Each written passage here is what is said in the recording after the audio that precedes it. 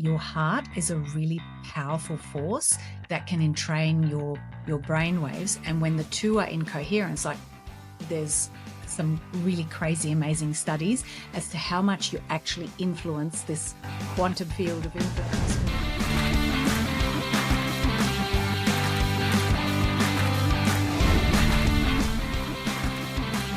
Welcome to the Debt to Financial Freedom podcast. I'm your host, Victor Lagos.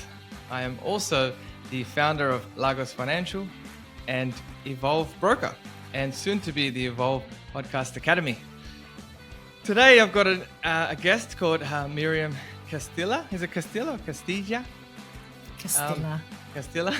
She is an ex-engineer and finance professional turned business mentor and course creator, committed to helping online coaches and service providers create more freedom and ease in their business.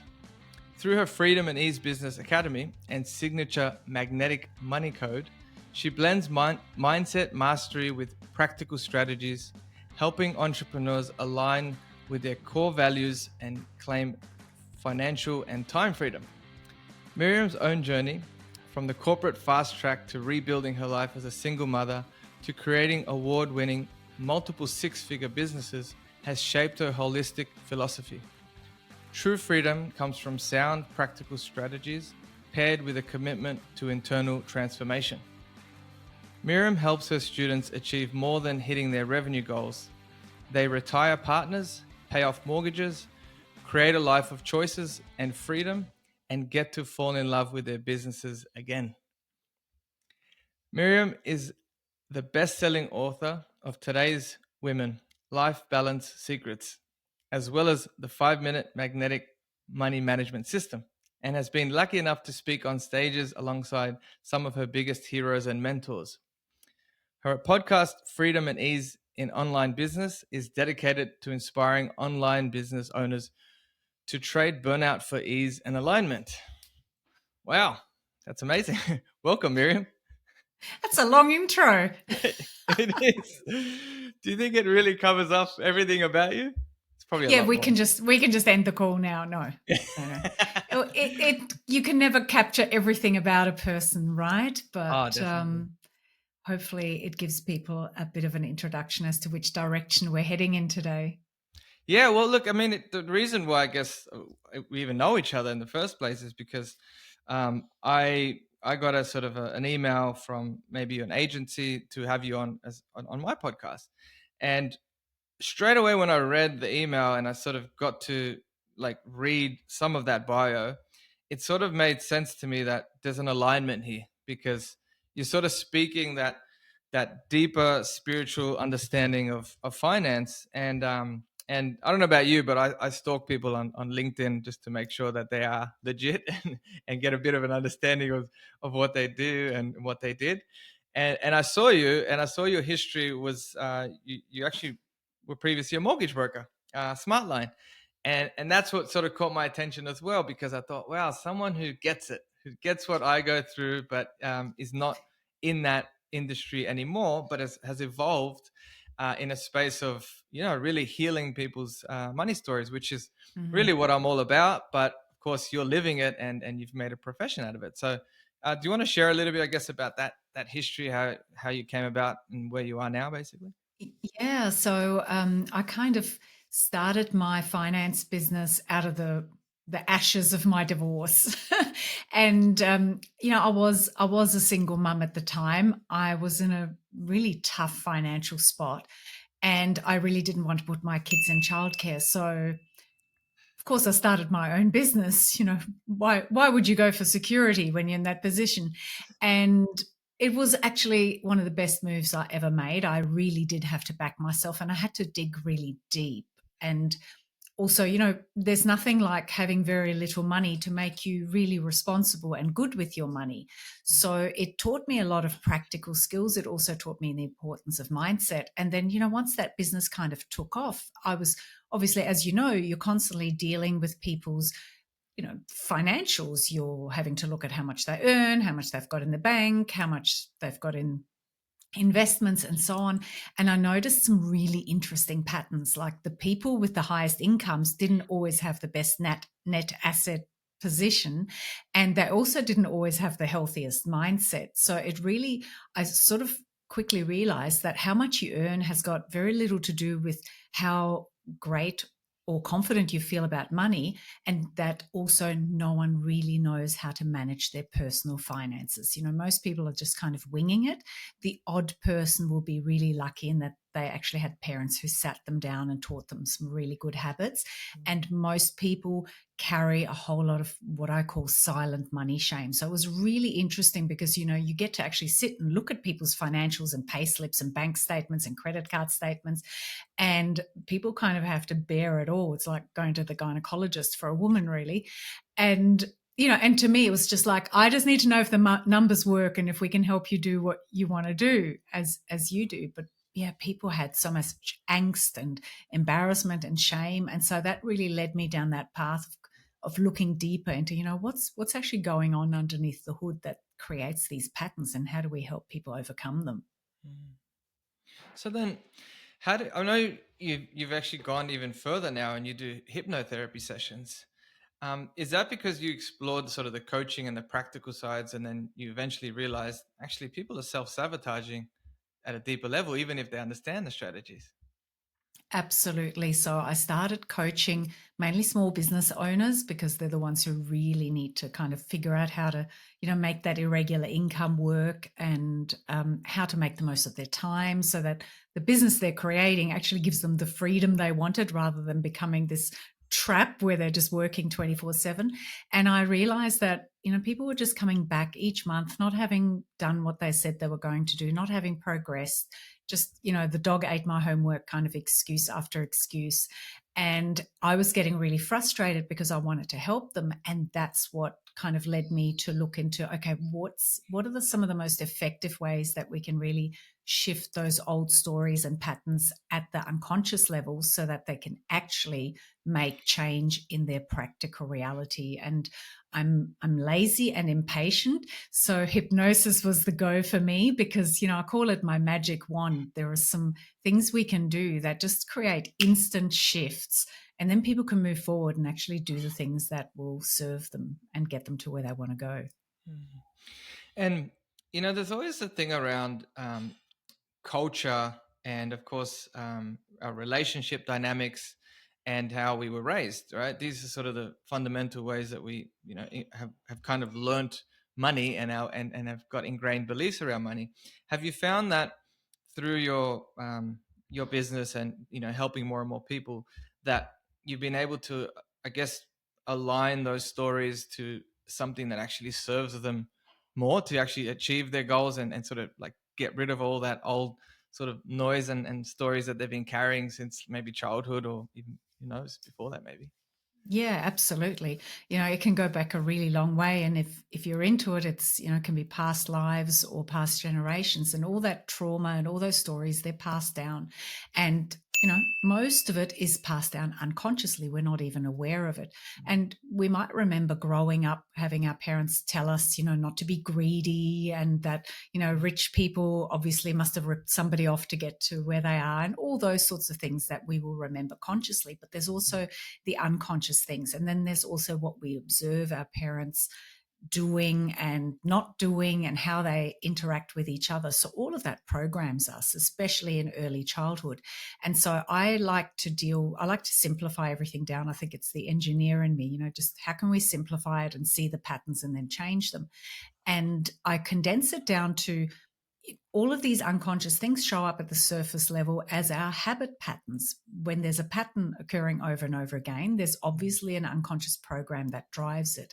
And so that's where I start, at that surface level. And I've condensed it down to this just 3 what I call money habit archetypes. You're either an overextender, where you always manage to dig yourself in deeper, or you're a spender, where it's money in equals money out, or you're an accumulator, where no matter what, you'll figure out a way to just put a little bit aside. And when you don't manage to do that, you beat yourself up over it. And that all gets passed down from our parents. And usually we'll either rebel against, how we were raised. It's like, no, stuff this. I'm just going to spend it all as soon as it comes in because I don't want to have to go without and wear hand-me-downs and not be Mm. allowed to have what I want kind of pattern. So we either rebel or we just copy and become our parents. And yeah, so that's kind of how it tends to go. So when you actually look at all of these complicated things and big, seemingly big problems, you condense it down, it's actually incredibly simple, which makes it really easy to shift and transform, right? Yeah, definitely. Well, it sounds easy when you talk about it, but I think a lot of the listeners, including myself, are on a journey of financial freedom and time freedom. Like I like in the bio how you mentioned that, time freedom, because some people think money creates freedom, but usually the more you earn, the more responsibilities you have, and the less time you have. So I think it's good if you're aware of both and you use that money to buy you more time later, right? And consistent time freedom. So more money and Mm, more time. So for me personally, when I look at making decisions for the business and for my life, it's, is it going to give me more time? Is it going to give me more money? And ultimately, is it going to give me more impact? Right? Because for me, that's a big value of mine in yeah. making a positive impact in the world. And if it ticks those three, then I'm probably in the right direction. But then there's that inner compass, which is like your higher self, or your, the part of you that's kind of like uh, not conditioned, or not corrupted, or holds feelings of Mm, shame, guilt, and all that doubt, the stuff that you might have felt because of the way your parents raised you, or education, or whatever it is. But the part of you that doesn't feel all that, that really loves you and supports you yourself and is not judging, that's the part is kind of like the compass, or the inner alignment that I personally strive for.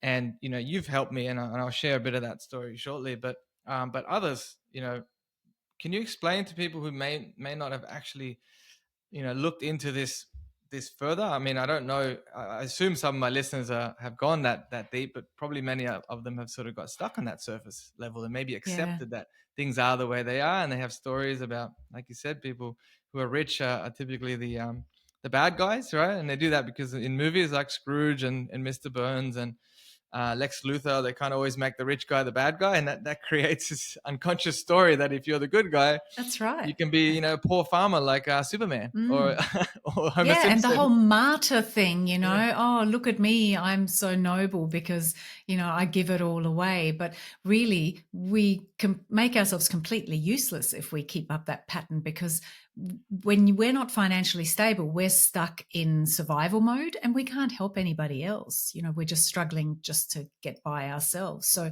really, we owe it to ourselves to become really wealthy so that we can make that beautiful big impact on the world and not be held back by, just trying to make ends meet or worry about our own bills. Like, you want to have more than enough so that your cup overflows and you can give to others.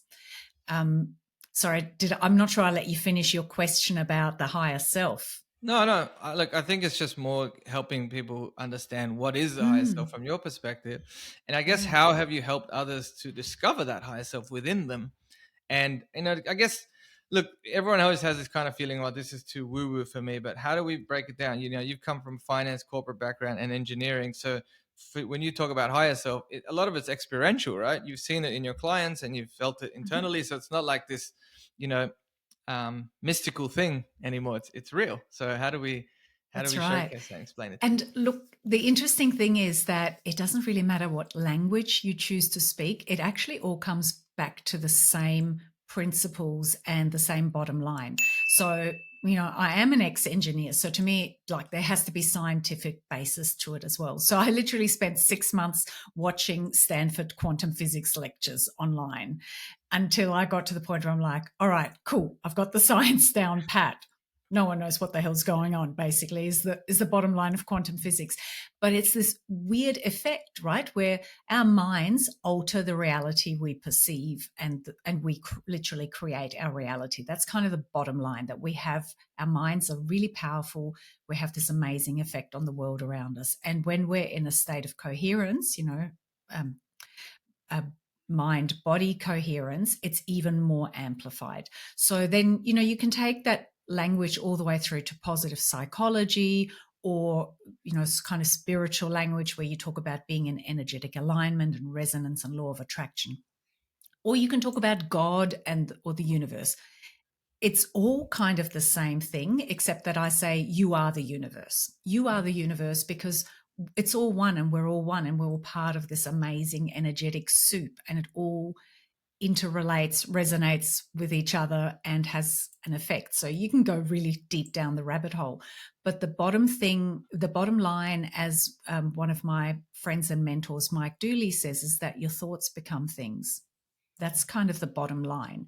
And the more you're in this place of energetic alignment, which means you're actually tuned in to, you're not operating from a place of fear where your brain shuts down, where you're closing down your kind of creative channels.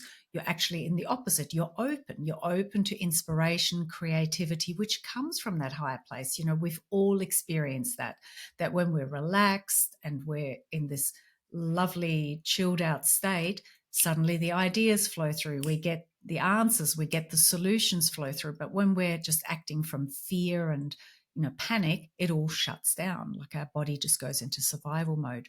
So it's really about learning how to take yourself into that state so that you can access that higher intelligence that you are a part of.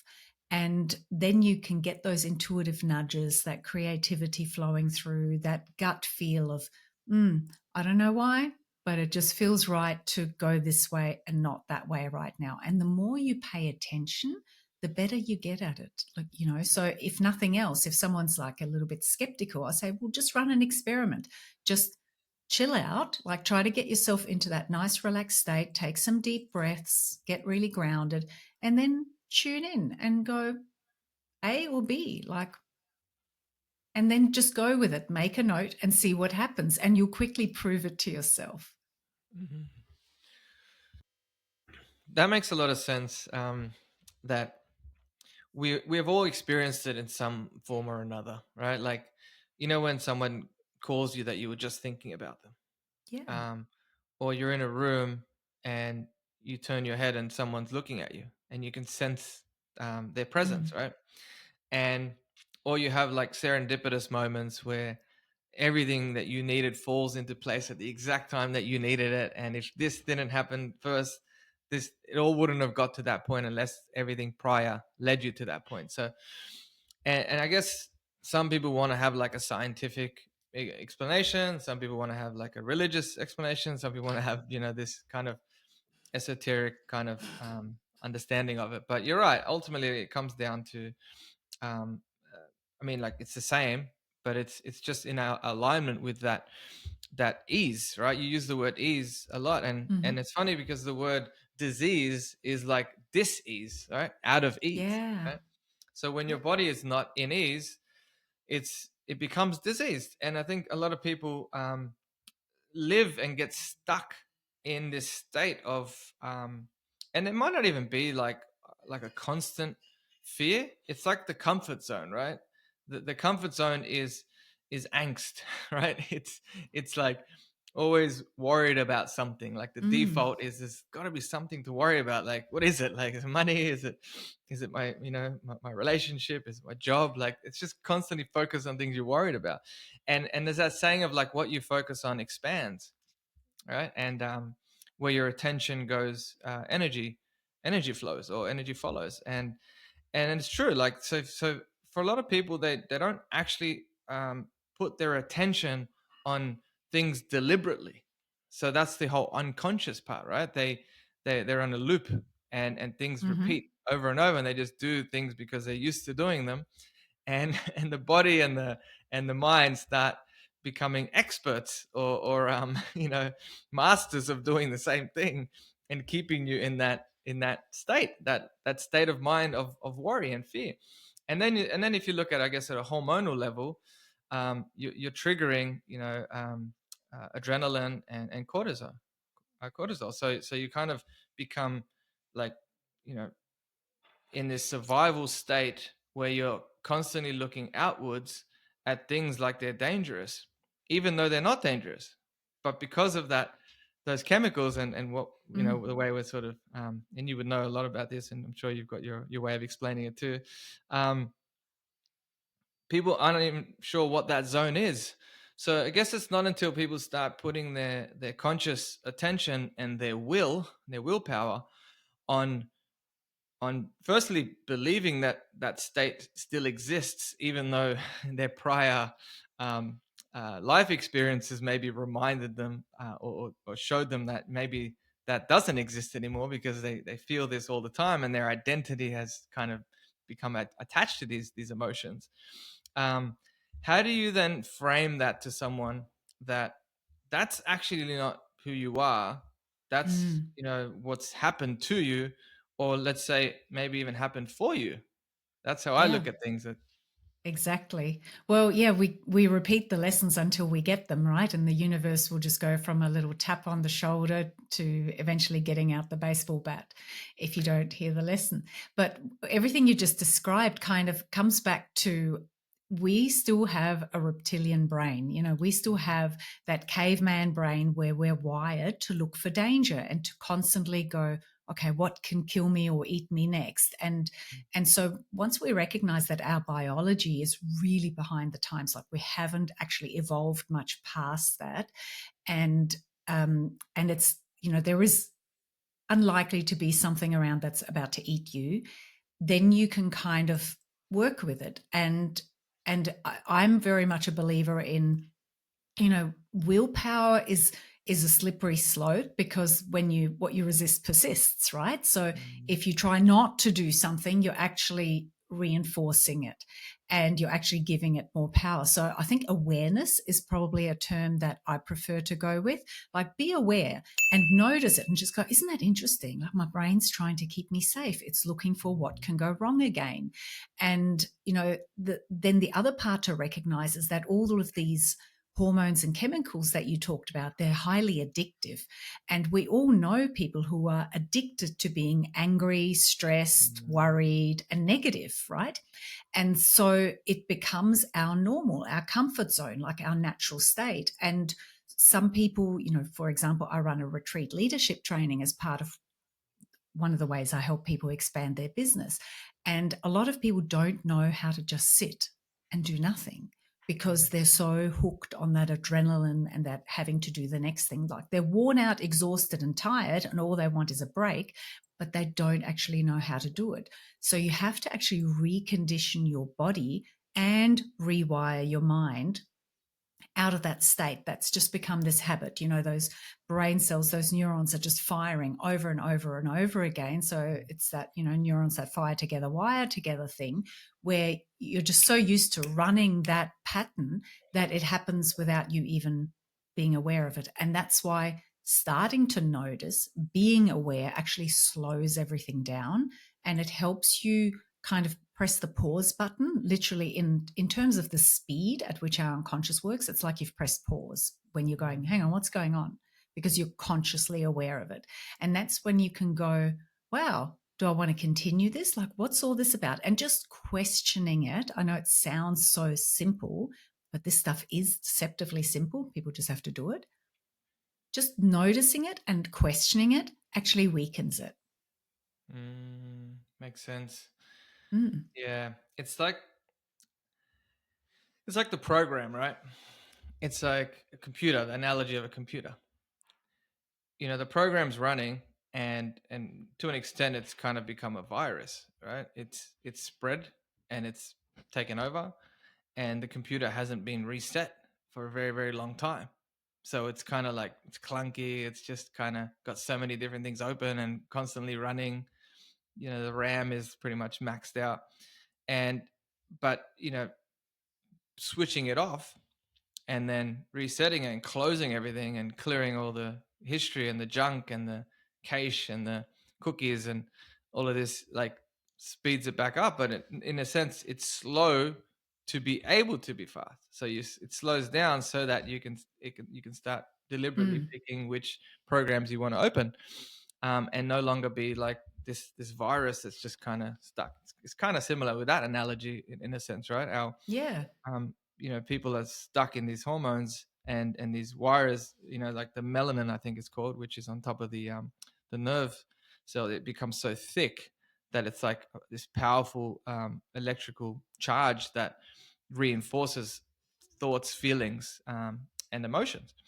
So for people who have never actually done, a retreat or something, that allows them to just sit still and be with themselves, what sort of exercises do you sort of recommend people start with? Is it like simple meditations, breath work? Like, what do Yeah, you? really simple. Just start with a few breaths and do it frequently. Like rather than sitting there, trying to sit there for 20 minutes or half an hour meditating from nothing, if you've never done that before, that'll feel impossible. So Mm, just learn to stop and take some big breaths and just learn to kind of control your nervous system and hit that reset button often and just for a short time. So that's a really good practice to start with. And then to kind of have these little visual reminders and triggers around the house so you do it frequently. I'm also a really huge believer, like I have this saying where I say start high, stay high. And I don't mean get stoned first thing in the morning. I mean, start on that high vibration, like get yourself there first thing in the morning before any of the interruptions and distractions come in. And it'll actually help you set the tone of how you want your day to be. And it's much more difficult for things to come in and derail you. So you kind of build that emotional resilience. And so some of the ways to do that is, some people are like, I don't have any time in the morning. I can't get up early and go for a walk or any of these things you suggest. Forget about meditating. I'm not going to do it. And then I just say, okay, well, just lie in bed, pretend you're still asleep so no one bothers you, and just do some deep breathing. Learn to do heart coherence. Learn to do that simple 3-step process that you only need to spend a few minutes doing. Wake up in the morning and set an intention. Go to bed at night and just spend a minute running through everything that went really well that day and end your day in gratitude, because when you wake up in the morning, you're going to tap back into the vibration, the feeling, the thought patterns that you fell asleep to. So if you go to bed stressed, worried, and pissed off with the world, you're going to wake up and pick up where you left off, right? But mm, so if you go to bed at night and kind of do that wind down and then tell yourself, when I wake up tomorrow morning, I'm going to wake up in a really good place, you're much more likely to. So that top and tail of the day is a really good opportunity to set the tone, because once you've got that momentum rolling on that, this is the energy, the vibration, the frequency, the state of mind, whatever terminology you want to use, that I want to carry into my day, you get started before you pick up your phone, before you let other things intrude. You've got a much better opportunity of keeping that going. And then you do those little top ups during the day, and that actually makes a massive, massive difference for people. yeah, that's actually, there's so many good tips in what you just said, Mm. and I apply some of these, but I must say, even for me, I forget. Right, we kind of just go about things, and we're tired. I get tired after a long day, and then crash out and forget to do the gratitude before sleeping. But it's powerful when I do feel grateful. It slows my heart rate down. It slows my breathing. It puts my body at ease. The tension in my shoulders and my body start to kind of dissipate, and then I have a really nice deep sleep. And usually I have nice deep dreams as well, like lovely dreams, as opposed to worrisome or nightmares. and Yeah. then and then I can wake up the next day, have a couple of glasses of water, and actually feel fresh and excited for the day, rather than kind of this Mm. dragging your feet, like, oh, now what do I have going on today, sort of Yeah. thing. So yeah, I can definitely relate to that. You mentioned heart coherence. What's your definition of heart coherence, and what are the tools to get people into heart coherence?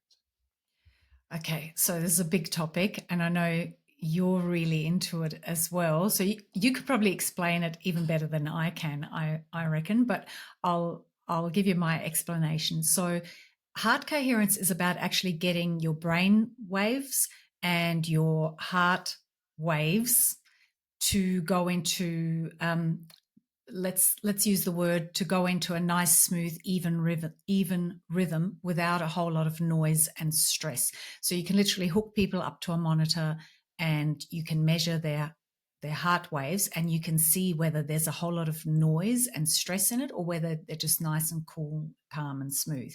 And so by doing the simple exercise, which we can talk through in a moment because it's only 3 steps, you can actually achieve what's called a state of psychophysiological coherence, which means that your heart waves actually entrain your brain waves. So once you get your heart rhythm going in a really nice, stable, calm, smooth way, it actually kind of grabs your brain waves and takes them along that journey as well, which means that your brain waves will drop out of that beta stress state and down to an alpha, delta, even theta.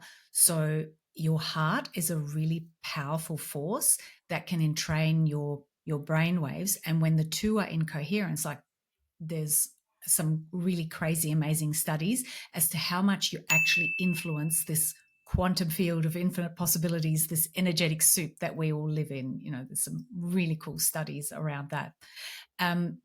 But it's a powerful state to be in because it's a very healthy state to be in. It's very healthy for your body. It's also very healthy for your brain. And it's a place where you're very calm and centered and really tuned in to that higher guidance, creative states, those intuitive nudges. You just think really clearly. Now, shall we talk about the 3 steps involved Yeah, in getting there? definitely. We won't do a demo because we don't want people to zone out and fall asleep while they're listening to your podcast. But there's 3 really simple steps. Number 1 is heart focus, which means you literally just go, okay, I'm going to put my hand here and just tell myself that this is where I'm focusing on. Number 2 is, hang on, I haven't done this in a while. Number 2 is heart breath. So you actually start breathing through that heart space and taking your energy there by sending your breath through that space. So just nice, slow breaths in and out, keeping your focus there. And then the third step is adding an elevated emotion, a good feeling. So then you literally focus on creating or allowing a feeling of, say, let's use the word joy. That's one of my favorite elevated states, and everybody can relate to it. Allowing that to really bubble up, like you literally can imagine it bubbling up from that heart space, and you keep using the breath to kind of energize and elevate that, make it stronger and stronger and stronger. And by the time you've done this for a few minutes, you have achieved that state of coherence, and you're going to feel really bloody good. And it's worth doing it just for that, but it actually has a whole lot of other amazing benefits, including that you become a really powerful creator of your reality, in that this quantum field around us, when you set intentions and you move through your day, those synchronicities and all of that magic just starts unfolding for you as you go through your day. It's a really magical, very simple technique. How did I go, Victor? That was great.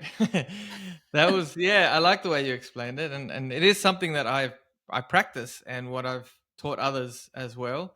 I haven't for a while, but it's definitely a tool that helps throughout the day when things, inevitably happen that you don't want to happen, because there's always things outside of your direct control. And when I feel sort of triggered, in that I'm out of that flow state or out of that centered place where I can, you know, go into a meeting with confidence and not have my mind sort of going somewhere else, or feelings of worry, or kind of just any sort of lower state emotions. That tool works quite well, and the way I've used it is exactly that. 3 steps. It's and the where I learned it from was a guy named Greg Braden, who did some studies. He saw some peer-reviewed studies, and I think it was in the 90s. And it's not really out there in mainstream science, but it has been discovered that they have neurites, which are like neurons around the heart, the actual heart organ, and because of those neurites, the heart can think and feel independently uh, of the cranial brain.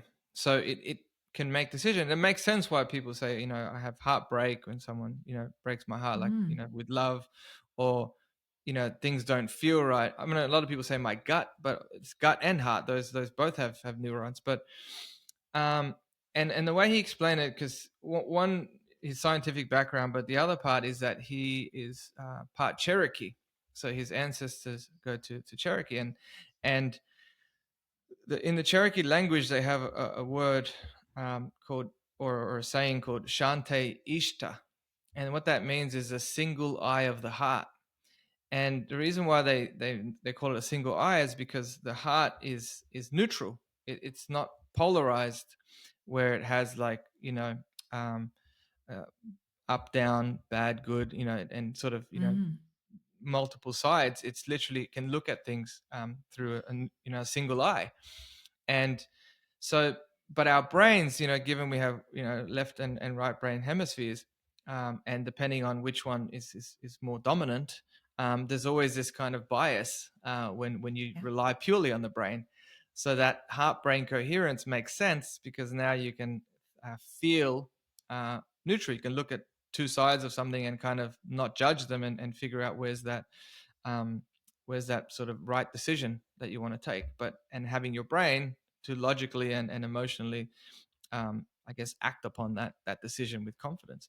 And um, the technique that he explains is exactly that. But I used to put music on, like sort of meditation type music, Hmm. no lyrics. It was like usually like 432 or 528 hertz music on, say, YouTube Music or Spotify. I would exactly that. I put my hand or my like a soft touch on my heart, like my chest area, and then eyes closed and slow my breathing down. So consciously slow it down, take a few deep breaths, and put my attention on that feeling, because I can feel my hand on my chest. So again, where your attention goes, energy follows that. So my attention's there, my breath is slowed down, um, and until I feel safe.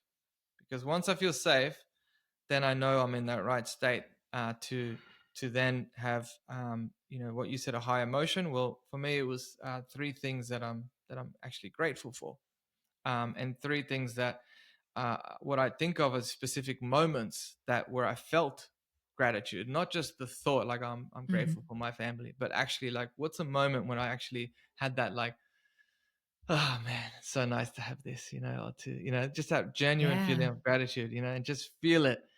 And when I feel that emotion of gratitude, and my breath is slowed down, and my heart is beating in a calm way, and now all of a sudden my heart and my brain are firing together, and they're connected. And I wake up, or I open my eyes, not really asleep, but I open my eyes, and I have a smile on my face, and I'm centered again. And that whole exercise can be like less than 5 minutes. It can be like three Yeah. minutes even. So yeah, have you heard it that way before? Yeah, I mean that's incredible. That's really similar, and yeah, absolutely. I talk about the heart, brain, and all of that, and I think the really critical part is that absolutely, it's not about thinking about a feeling, which a lot of people will do, even when they do, practice gratitude or use a gratitude journal or something like that. You actually have to feel it. Mm. So take yourself there. Looking through your own eyes, what's happening? What do you see, hear, feel, touch? And make sure you actually feel that emotion. And that's when you're actually entering that state. That's when your body chemistry is shifted. That's what the feeling is. The feeling, the way we feel shows us what balance of body chemistry we've got going on at the moment. So if you're still Mm. feeling, just neutral or thinking about the next thing you've got to do, well, you're not there yet. So Yeah. do it properly. Otherwise, you're just wasting time.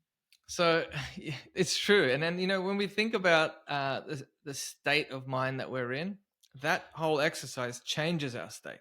It changes it into a state where we have more clarity, and we can think and feel in alignment. A lot of time we think one thing but feel another, right? Or feel one thing, Mm, and it's very common that people are like that, right? They say one thing, but really they don't think that at all. It's totally different.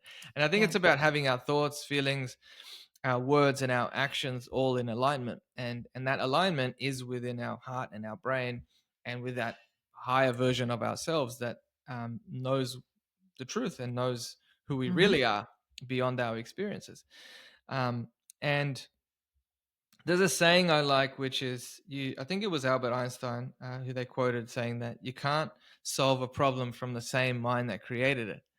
And I, Exactly. lo- I Yeah. love that because it actually speaks to exactly that. If you're in a problem, or you're trying to find a solution, but you haven't changed your emotional or mental state, then you're not going to find a solution to it because you're still in the same mind.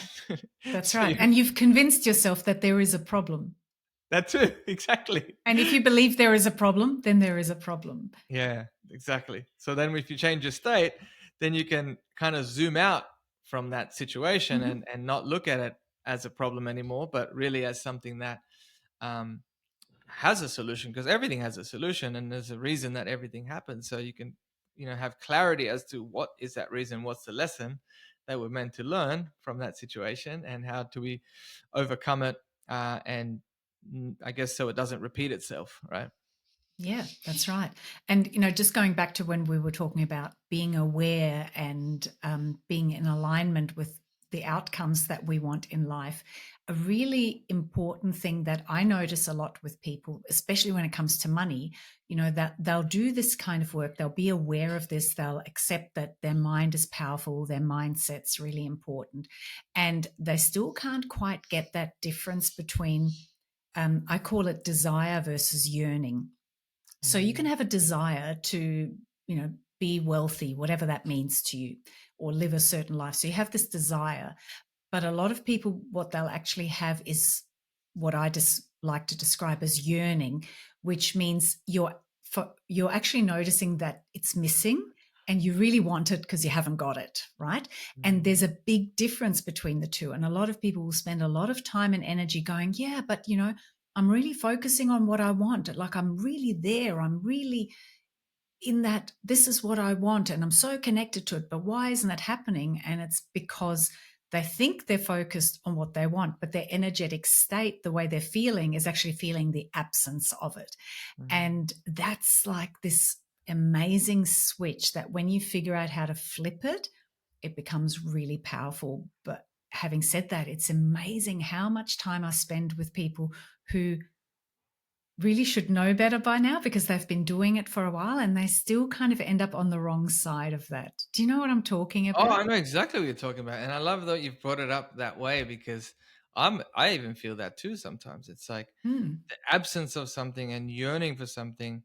It's kind of like, if you want someone and you're coming from a place of neediness, they're repelled by you. They don't want you. You they see you That's as right. clingy and needy, right? But if you're whole and you genuinely love yourself, not egoically, but you love, all the parts of you that maybe, in the past brought shame and guilt, but you actually do feel confident in your own skin. That's when you're magnetic. They're drawn to you Mm-hmm. now because they see that Yep. confidence and they know that, being in your life is not coming from them, you being desperate, but actually, Yep. enhancing each other's lives. It's the same with money, if you think about it, or any sort of goal that we Absolutely. have. If we want it, but we're coming from a place of neediness, or we're sort of not whole, then it's not being drawn to us; it's being repelled away from us. That's right. Uh, There's nothing sexy about that smell of desperation at all. Like it does. It repels people. It repels money as well. And money is just another form of energy. And I talk a lot about, we have a relationship with money. we It's a big deal in our lives. It's another energetic entity, just like the people in our lives. And if we want to invite it in, we need to actually have not yeah, we need to get that right, that yearning versus desire thing, and being in that actual state of being a match to having it rather than being in a place of not having it and really wanting it. And then the other part of that is actually a state of expectation, like actually expecting it to come. And a big part of that, and that's not about, oh, I hope it comes, I hope it comes. That's actually about going, yeah, it's coming and I'm ready. So that's where the Mm, practical side of organizing your money and your money systems comes in. You've got to have your act together and be ready. Just like if you're expecting a guest to come and stay with you, you're going to get the guest room ready, you're going to clear out the junk, you're going to make the bed, get some fresh towels out for them, and you're going to make some plans of what you're going to be doing together while they're visiting. And if you don't do that, then they're going to show up and go, oh, what, I just push the junk aside, make my own bed, rummage for some towels, and you're too busy to hang out with me, like, I won't be back, right? And if they know that that's what it's going to be like, they won't even show up in the first place. And really, money's no different. Yeah, yeah, I agree. I like how you said we have a relationship with money. It's funny because we actually all have this collective agreement about what money is, but it means different things to different people based on your Mhm. experiences. And also, if you're a business owner or an employee, how do you sort of help people uncover that in terms of what their relationship is with money currently, and how do they see and how do they treat it? Yeah, so we look at those money stories that they tell themselves, and I love using hypnosis, but most of the time I actually teach people how to use tools that employ hypnosis. So I like to create processes that they can do on their own, so that they can keep repeating them and using those tools to keep growing and evolving without needing me there all the time to hold their hand. So we look at money stories. What is that predominant story they're running right now? And I literally get them to write it out, almost like maybe like a fairy tale, or even sometimes like a tabloid headline, so they can really see how ridiculous this actually is, where it actually came from, and then they can start questioning it. And just by questioning it, you're actually giving your unconscious commands to look for different ways of seeing this, to look for evidence that it's not true, to look for other things that are actually going to serve you better that might be true. And you sort of start collecting this body of evidence that allows you to then say, well, I want to run with a new story. What's a story that's going to serve me better? And where can I already see evidence of that? So this relationship we have with money is about noticing the pattern, like what we actually do is a huge part of it. Like, what do you actually do with your money? When it comes in, do you just kind of throw a bit here, throw a bit there, quickly get rid of it because you're not comfortable with it? Or are you resentful of your money? It's like, oh, you finally showed up. Like, you really have to kind of notice what goes on in your head and what you do. And then you notice that, no, like if money was a person, we are not having a very healthy relationship right now, or I'm carrying a lot of resentment, like it's a love-hate thing for a lot of people. So then you can look at, where does that come from? What's that all about? Am I just projecting all the things that my parents told me about money? And anytime something happens, I go, there you go, it's true. There you go, it's true. And then it becomes a self-fulfilling prophecy, because we don't do the things we should do to welcome money in, to bring it in. We self-sabotage, we do all of those things, and the pattern just keeps repeating. And then people say, oh, but it's true, this is my reality. But the thing is, you're creating that reality, and it's actually a revolving door that you're stuck in. So just recognizing that is just, it's massive. And it means people need to be willing to take responsibility and stop blaming and being stuck in denial. So that's kind of the most challenging part, I think. And then from there, it just becomes fun. Like, you notice yourself doing weird stuff and you go, what's that about?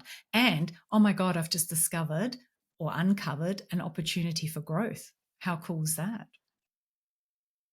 Yeah, you make it like a game that they can Yeah. participate in, and we do things that we enjoy, right? That's why people get distracted on social media and other things, because they're looking for that dopamine hit, um, something that feels good, because there's only so long you can stay in negative feelings, right? So, but if you can make the money experience a positive experience, even if you don't have all that money that you desire, then you're shifting yourself to be ready for more and more money because now you Hmm. know what to do with it, and it enhances your emotions, and it gets up, it ends up being used for things that improve your life and the lives of others around you, Yeah. right?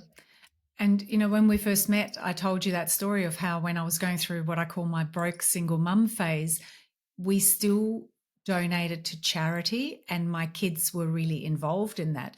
Because what's really important, especially when you're going, okay, could really use a bit more money here, thank you very much, is that, like we've said, that you get really good at being in that state now. So it's never going to work if you put it out into the future and go, well, right now there's not enough. But once I get the money, then I'll feel abundant. Then I'll feel generous. Then I'll start doing cool things. Like, you have to actually start now. And that means, even if you've got 5 cents in the bank, you need to figure out a way that you're going to feel good about it. If you want to become a really generous person, you don't wait till you've got millions of dollars spare. You start doing it now in whatever way, shape, or form you can. It doesn't always have to be financial. There's many ways to be generous. And often people are more willing to be generous with their money than with their time. So do it in whatever way is going to work for you, but make sure you actually take the time to feel the way you want to feel then and bring it into the now. And the more you can do that, the faster those two realities are actually going to merge, and you'll suddenly go, oh, no, there's no then and now. It just is. Because at the end of the day, abundance is actually a feeling and a state of mind. The dollars in the bank can be completely irrelevant to how we feel inside. Yeah, I totally agree. And a lot of the time, what I found when it comes to um, money, it's not the actual money itself. It's actually, what are you exchanging that money for? So, because that's what it is, an exchange of value, right? Mm-hmm. And where people sometimes get stuck is they have negative emotions when they pay bills. So like a bill comes in the mail or a fine, and like, oh, I got this freaking bill to pay. I got to pay this fine, whatever. And understandably, a bit, a fine, something that is unplanned, right? It came because you did the wrong thing. So, and fair enough, you got to pay for it. But when it comes to bills, we get charged after the fact. So we get access to electricity and a Yeah. phone and phone calls and internet, and then we get charged and then we pay for it. So why should we feel negative of paying for that when we just experienced something? We should be grateful then. And Yeah. now it's time to exchange back, right? To say thank you. I paid the bill. Absolutely. I got. And the phone company and the internet company and the power company, they believe in your ability to pay that bill, right? So they believe in your abundance. So it's like, wow, how blessed am I? And I actually always say to my students, you only get to sit down and pay bills when you're in a really good place, when you're feeling really abundant and you're ready to be grateful for all the things you've just, benefited from, that Exactly. you're now going to exchange monetary value for. So, I get them to literally like have a little bit of a romantic money date and, sit down and, have a glass of wine or whatever it is, and like get into a place where you're ready to actually go, actually have the money to pay this, and I feel good Mhm. about it. And money is also a flow. Like if you have a hose and you block the outlet, no more can flow in. Like only so much can get in. So you have to be comfortable with money flowing in and out, and having more than enough of it for yourself at the same time. Yeah. And so, Yeah. yeah, it's all of these little things. Like, you can't separate the energetic or the mindset stuff from the practical stuff. It all has to actually happen in real time together. Yeah. Yeah. I love that actually. And I on the journey for me as a business owner and as a mortgage broker and as an entrepreneur, there's, yeah, as you said, that money coming in is not you know uh, it's not structured. Like when you might have really good months and then all of a sudden nothing for a while, right? Seasonal. So Mm. you've got to really be good with money, and that's a journey for me. When I was employed and I had a paycheck coming in every single week, um I'm actually surprised people who have a paycheck can't organize their money, because at least it's predictable, right? Um, but the thing that helped me and my wife was, well, obviously talking about it in the first place with each other and figuring out how much do we earn and how much do we spend, and then what's the surplus, and then allocating funds for certain purposes. So shifting the view to give to our future self, like same sort of thing, right? Instead of Mhm. paying for a bill, we're actually paying for our future self to have a particular experience, whether it's a holiday, or to buy a new car or things like that, or even to buy our first property together. And and then looking at debt, because a lot of my listeners, because of debt to financial freedom, and of course being a mortgage broker, it's a lot of people are in debt.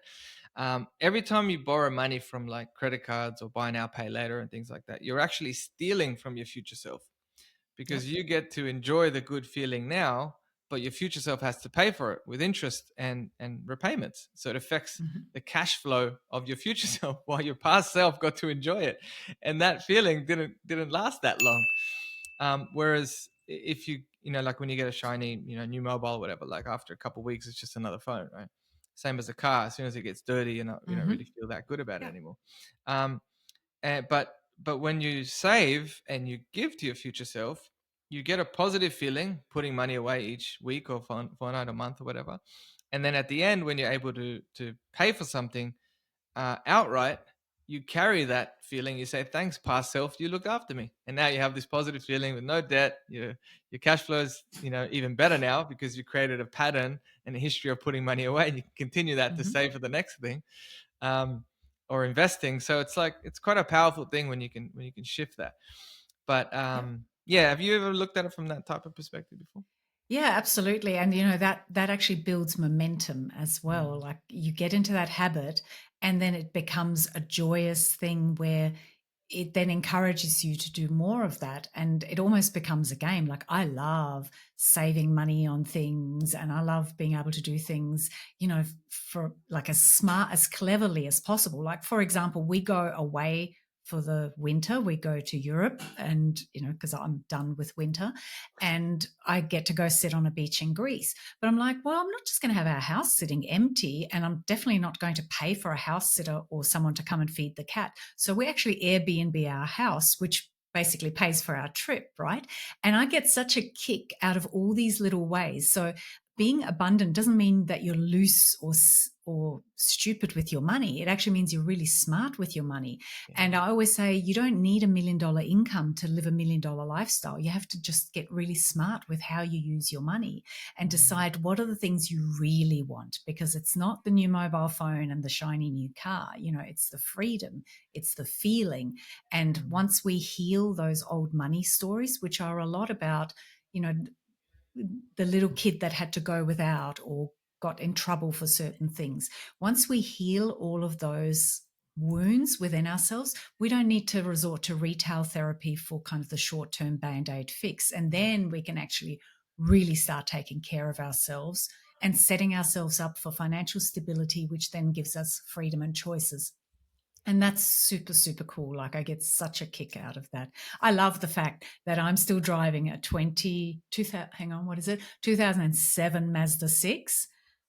And it's great. Like I love it. It's got a great Bose sound system. It's mm. got a great subwoofer. It's got a sunroof. It's got everything I need. And I'm like, this car, if I could have one wish for this car, it's that it sees me out to the end of my days. But I'm not sure Probably that that's won't. possible. But, the idea of Yeah. having to blow a whole bunch of money on a new vehicle is like, no, why would I? Because after a while, it's just a car. It gets dirty. I drive it to the shops and back. I'd much rather have the freedom to take off for 3 months of the year and go in Greece, because my car's sitting in the driveway while I'm doing that anyway, Yeah, right? exactly. So it's just readjusting and also changing our idea of what abundance and wealth actually means for us, because we've got some really weird ideas that we get from stupid places like television and social media, right? Of course, And yeah. that's not really what it's about. Yeah, helping people identify what it truly means for them to be in abundance and wealthy and free and financially free and time free, and what will they do with that money, and how much do they actually need to live that abundant life. Yeah, that's powerful. I think people need that type of help, and the reason why I I wanted to have you on anyway, but it was funny that we had a catch up before this, and I realized that I needed some help. And you don't normally take on clients who just have one type of hypno session, right? Usually we'll need a few, but Mm. I guess And because especially people I don't know and haven't worked with before, and not randoms off the street, as I yeah, like to refer to them. Yeah, but I don't want to go into too much detail about how that session was kind of, what happened during the session. What I'd rather just share is that it was very profound and very healing for me. Something that I wasn't able to heal on my own, even though I'm very aware of these things, and I do a lot for my own inner work and shadow work and introspection and reflection, and you name it. I'm trying different things to help myself get better and better and be a better version of myself. But that help, I think, was like, well, I don't think, I know that it was like the perfect timing, like divine timing. What I was seeking me, right? And the universe orchestrated us to meet so that session could happen. And also so I can introduce you to my audience, who might also feel that they are drawn to you and what you do for others, and hopefully can help them on their journey. So my question is, who are your ideal clients now? Because I haven't really understood what your actual total business structure is. It seems like you've got quite a few facets to it.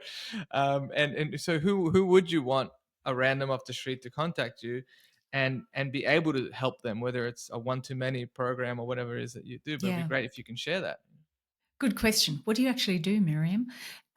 So I mainly work with coaches and service providers who have mostly an online kind of business, and I help them up-level their business by basically up-leveling who they are, which means their mindset, their energy, and their habits.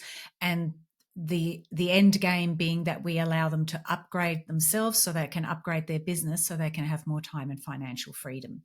And I do love to do that through group coaching programs because there's incredible power in working with a group. Having said that, I do also have clients who are property developers and accountants and other things that they wouldn't normally identify as that sort of main type of client. And I work with them often more on a VIP kind of basis.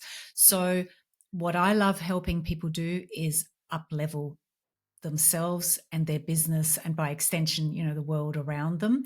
And I think if someone's listening to this and they're going, oh, I'm not sure if she can help me or if she'll have me, just flick me an email, miriam@miriamcastilla.com. We can jump on a quick call, have a chat, and I can kind of direct you to wherever you need to go if what we've talked about resonates for you.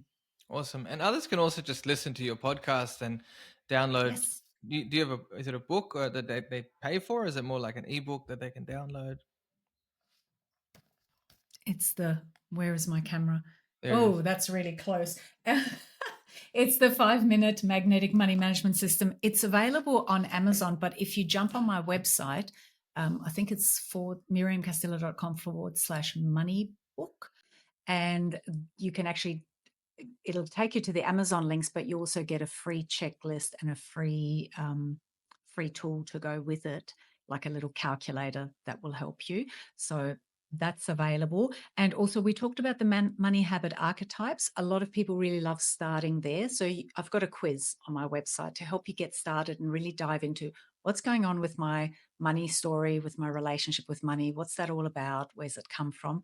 So that's miriamcastilla.com/quiz. Amazing. Yeah, I'll make sure to put all those links in the show notes. So anyone who wants to find Miriam and do the quiz and maybe buy or download a book, and just to see if there is some potential to work together, just send her an email. We'll put that in there as well. Honestly, I just want to say thank you for everything you've done so far for me, obviously for your clients, but I can speak directly because you've helped me, and we even had a second sort of catch up today, which was even really helpful. And I can just tell that you have a genuine heart and mind, and what you do is just coming from a place of authenticity, and I love that. And I think more people should, I guess, be inspired by that, because that is a place where we can really find our true happiness and fulfillment, is being who we really are, and not trying to be a version of ourselves that we think the world needs in order to be seen. I think we can be who we are and actually live a truly fulfilled life, and you're evidence of that. So So thank you again. I want to acknowledge you, and I'm looking forward to coming on your podcast as a guest. Yeah, we get to continue the conversation. I can't wait. And thank you so much for having me and for having this conversation today. It was awesome. I can't wait to listen back to it because we dropped in so many little golden nuggets, wise pearls and golden nuggets. Yeah, there's lots of really good tips in here for people. I'm looking forward to it too, and it'll be relatively quick, so I'll share all that with you as well. And yeah, I'll see you, I guess, in a couple of weeks, and then after that you can fly to Europe and spend 3 months. Well, I'm in Tasmania in the winter, feeling 4 degrees mornings already in autumn. Rather you than me, Victor. Awesome. Cheers. Thanks again. Thanks, everyone. Have a good evening. Bye.